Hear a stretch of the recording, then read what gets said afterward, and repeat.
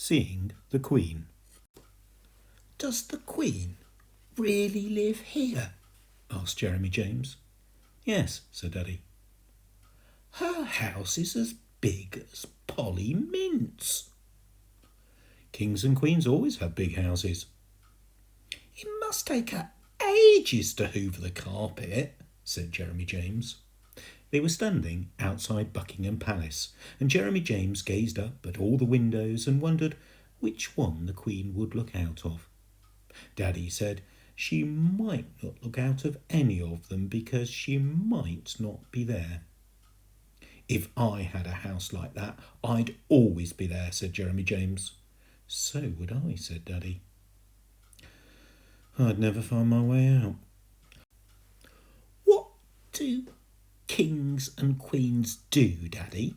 asked Jeremy James.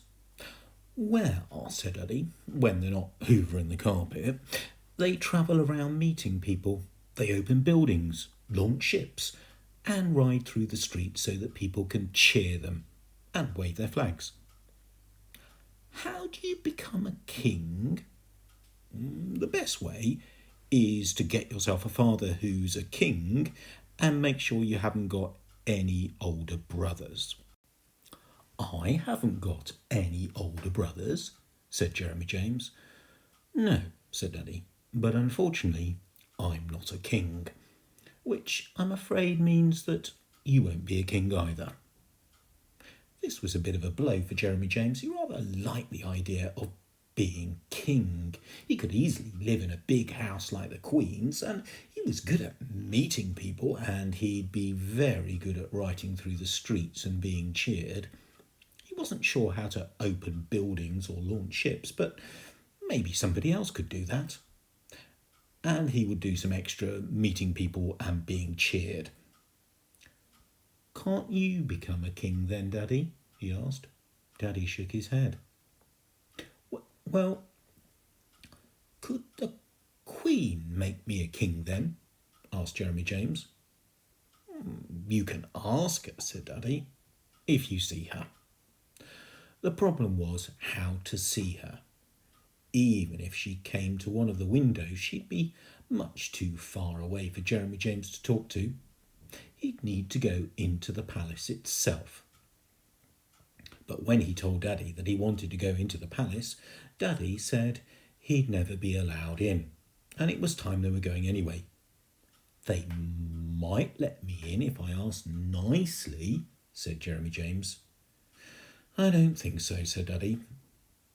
But you can try. There's a guard through the gate there. You can ask him.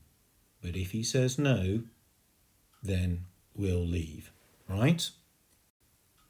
Jeremy James walked along the railings to a gate which was open, and standing inside the gate was a guard in a red uniform with a high furry hat that came down over his eyes, and he was standing very still, holding his gun like a walking stick and staring straight ahead. Jeremy James went up to him. Excuse me, he said. The guard didn't move. Please, can I go and see the Queen? Not a movement, not a word, not a blink. The guard was as stiff as a statue. Suddenly, Jeremy James began to laugh. Daddy had played another trick on him. This wasn't a real guard at all. He was a waxwork like the models in Madame Tussauds. Jeremy James pulled the guard's tunic and poked his hand. If you don't go away, little boy, said the guard out of the corner of his mouth, you'll get a thick ear. Jeremy James leapt back in amazement. I thought you were a waxwork, he said. I may look like a waxwork, said the guard. And sometimes I feel like a waxwork, said the guard. But I can give you a thick ear like no waxwork has ever given you. I only want to see the Queen, said Jeremy James.